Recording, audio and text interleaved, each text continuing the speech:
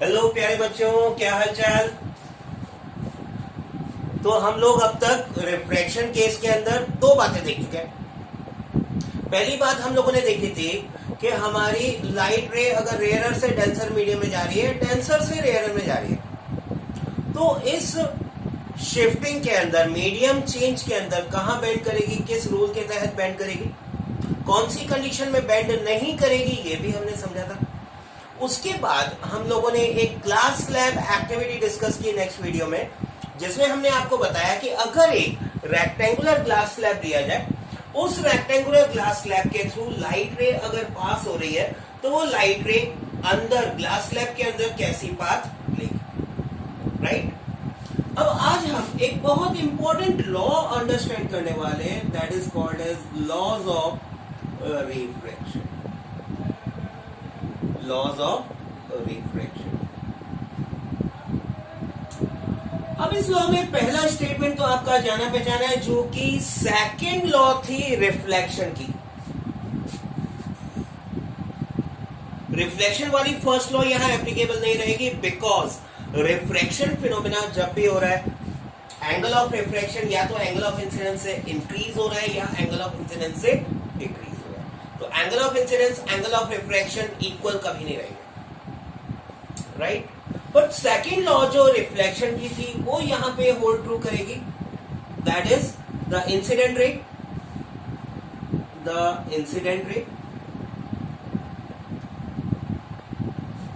refracted ray in this case, and normal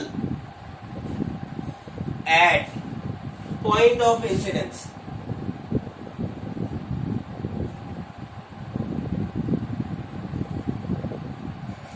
lie in same plane,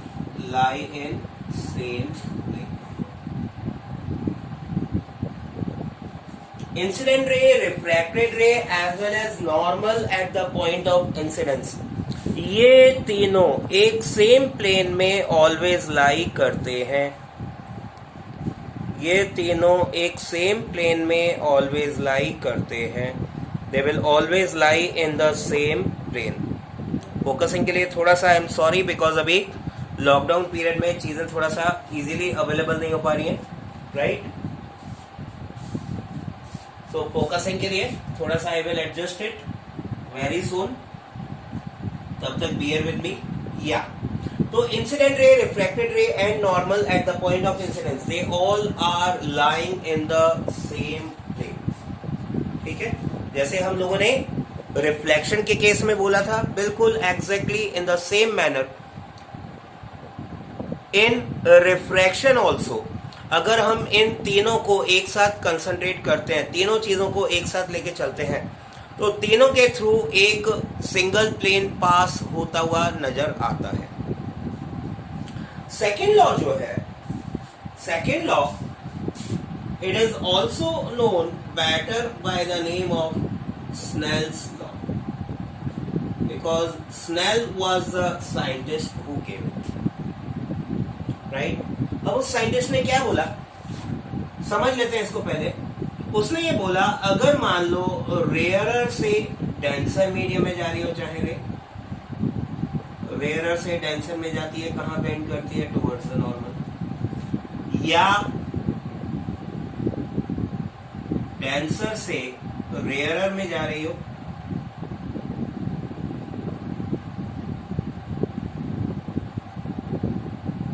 denser से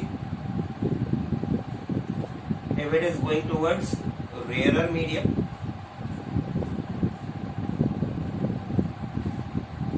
this is normal and this ray will go away from the normal।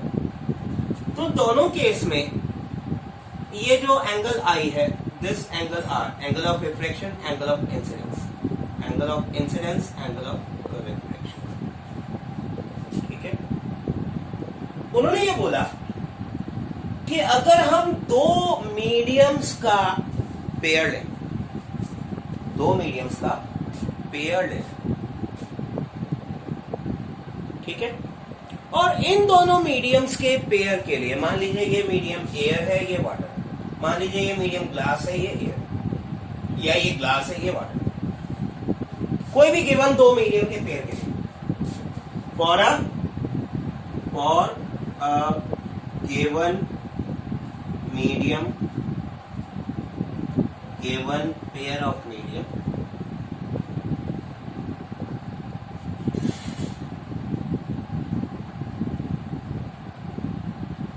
कोई भी दो pair हो हमारे पास, दो mediums का pair, ठीक है, मीडियम चेंज ना करें, then in those medium sin I upon sin R, sin I क्या हुआ, sine of angle of incidence, sine r क्या हुआ, sine of angle of refraction, चाहे हम डेंसर टू रेयर लें चाहे रेयर टू डेंसर लें, ठीक है। दोनों केस में रेशियो आएगा किस किस का, sine of angle of i upon sine of angle of r, and this ratio is constant, this ratio is constant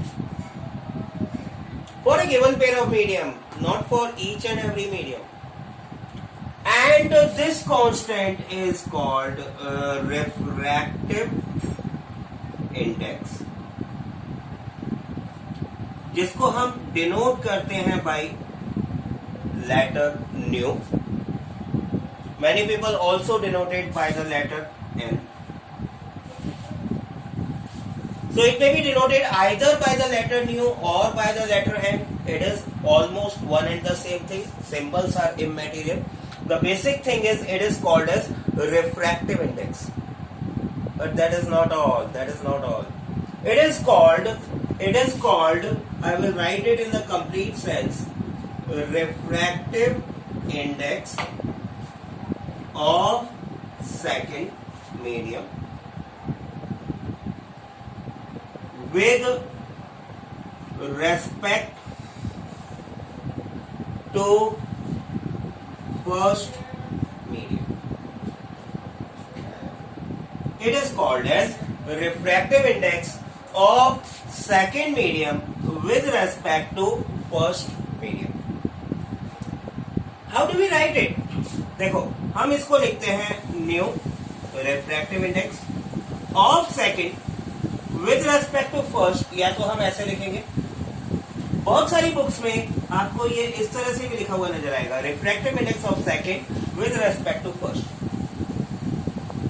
You may write it like this also, n2 1 over here, or you may write it as n2 1. New के बाद N के बाद जो पहला number आ रहा है वो है उस मीडियम के लिए जिसमें रे रिफ्रैक्ट होके जा रही है.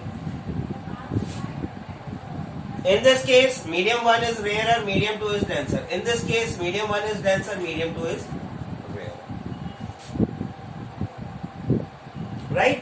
तो ये स्नेल्स लॉ ने ये बोला कि जो कोई भी गिवन पेयर ऑफ मीडियम हो, चाहे एक मीडियम से दूसरे मीडियम में रे ट्रेवल कर रही हो, in that case दोनों मीडियम के कंपैरिजन में हमें ये आइडिया देने के लिए कि रे कितना बेंड करेगी, किस अमाउंट से बेंड करेगी, वो अमाउंट हमें किससे मिलेगा, वो अमाउंट हमें मिलेगा रिफ्रैक्टिव इंडेक्स, वो अमाउंट हमें मिलेगा रिफ्रैक्टिव इंडेक्स.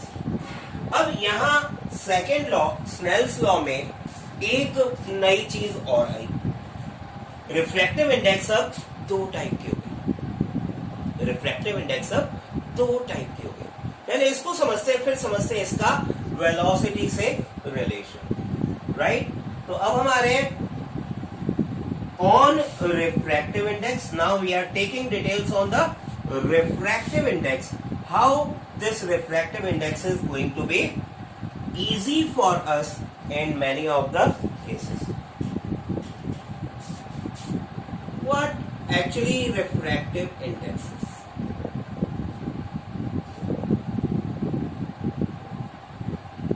क्या है रिफ्रैक्टिव इंडेक्स, कितने टाइप की है, पहले समझ लेते हैं रिफ्रैक्टिव इंडेक्स क्या है. It is actually an It is actually a measurement of amount of deviation. It is actually a measurement of amount of deviation a ray will suffer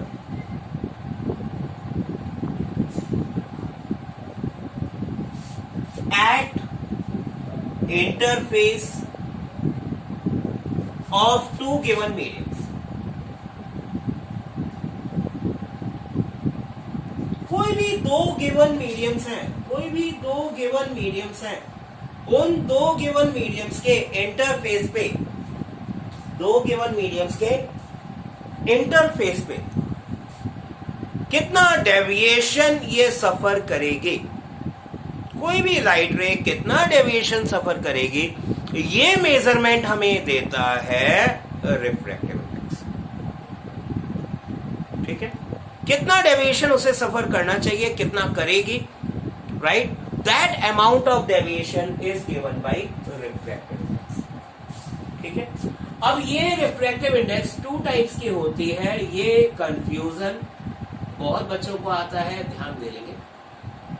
first type की होती है relative refractive index, relative refractive index. ये वही refractive index है जो हमने Snell's law में define की।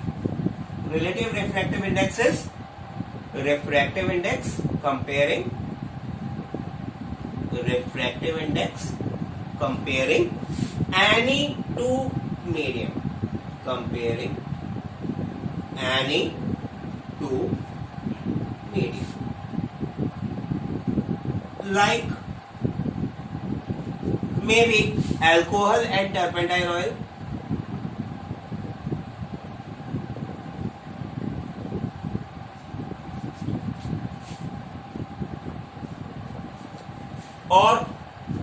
or it may compare water and glass, or it may also compare your vegetable oil with maybe melt ghee, right? Both have different densities, so refractive indices may be compared, right? Then we have second type of refractive index is absolute refractive index, absolute refractive. This refractive index is actually the refractive index of any medium in comparison to air or vacuum. So, in this absolute refractive index, when the medium from which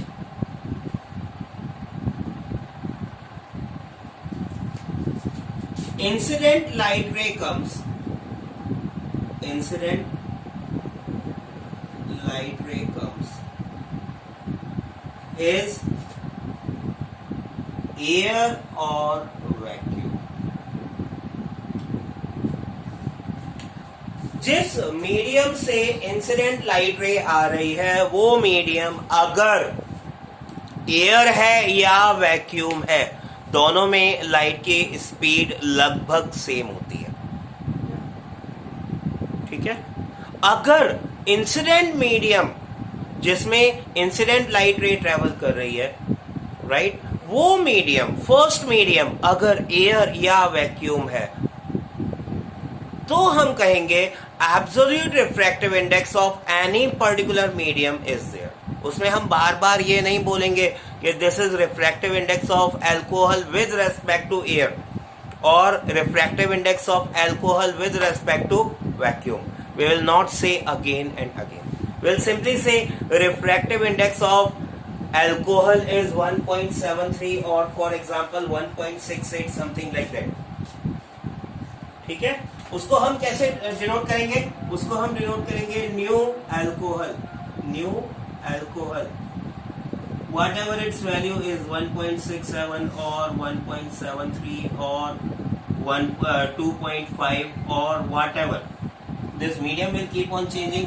the values will keep on changing. ठीक है, ये values change होती रहेंगी, medium change होता रहेगा और हम इसकी वैल्यूज अकॉर्डिंगली लेते रहेंगे। These are fixed for various mediums, these are fixed for various mediums, अलग अलग मीडियम्स के लिए फिक्स्ड है ये values.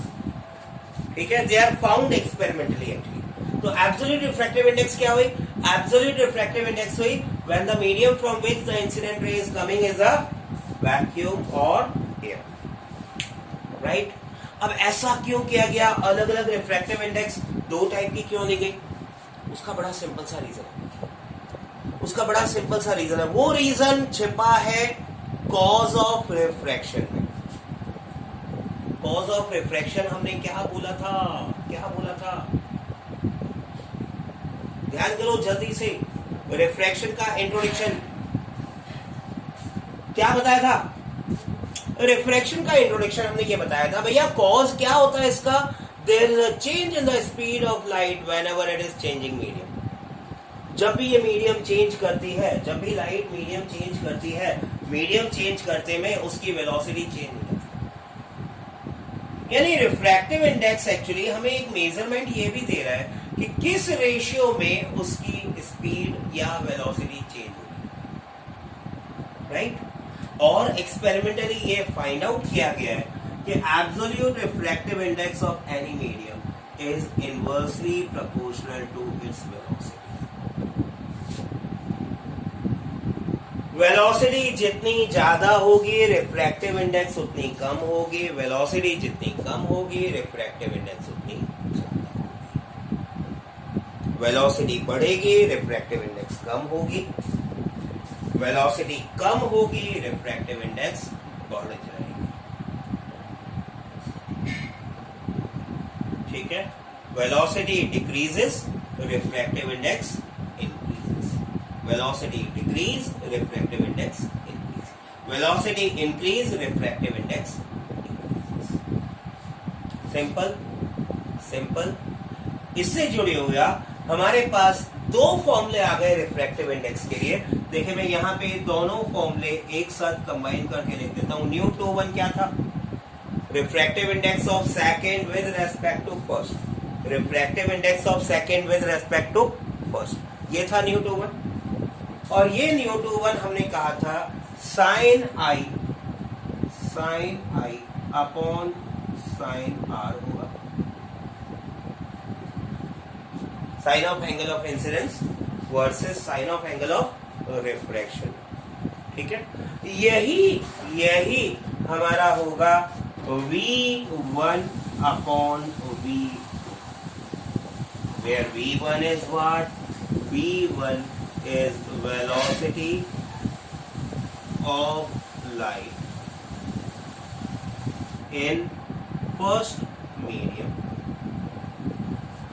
and V2 is velocity of light in second.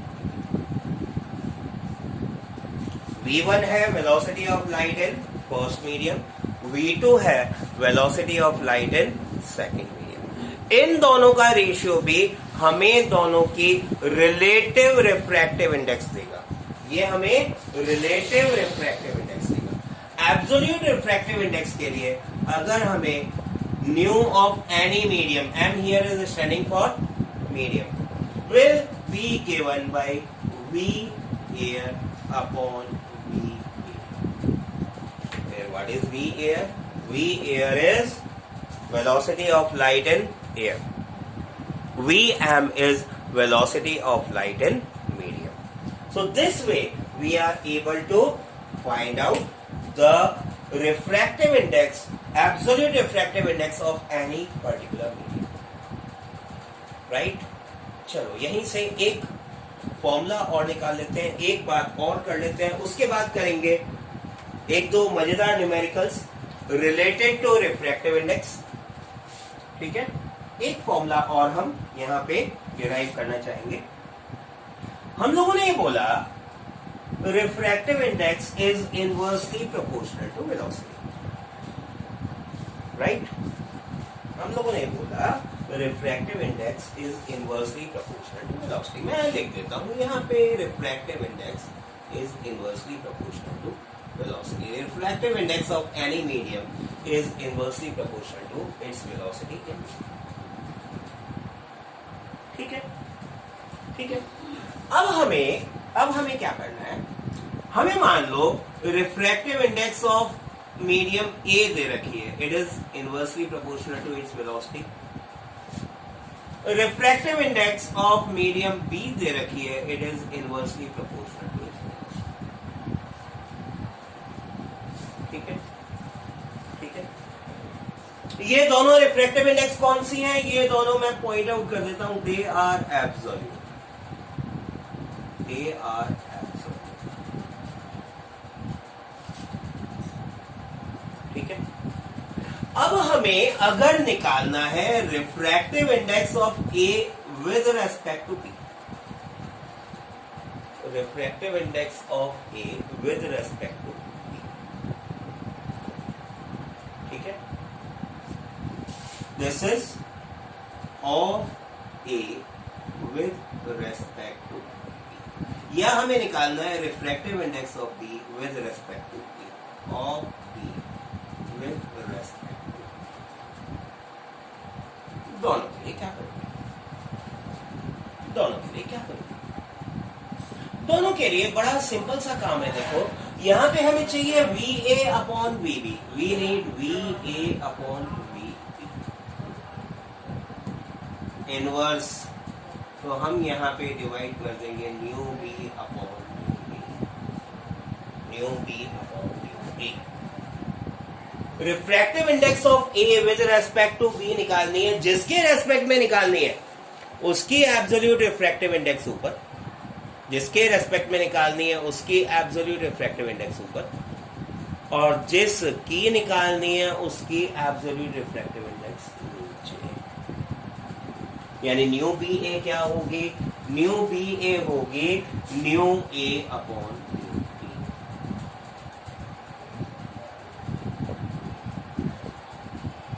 ठीक ठीक. इससे हमारे पास एक नया रिलेशन आ गया. इससे हमारे पास दोनों को कंपेयर किया, हमारे पास एक नया रिलेशन आ गया. हमारे पास रिलेशन ये आया nu A B is reciprocal of nu B A. Refractive index of medium A with respect to B is reciprocal. Refractive index of A with respect to B is reciprocal of refractive index of B with respect to B. A की refractive index B के respect में और B की refractive index A के respect में दोनों एक दूसरे के reciprocal होंगे. दोनों एक दूसरे के reciprocal होंगे. So this is all about your refractive index concept. Next video we'll be doing few numericals on refractive index concept to again clarify what actually refractive index is, how we are going to apply it in practical problems, right? Till then, keep on studying, keep on revising. All the very best to you.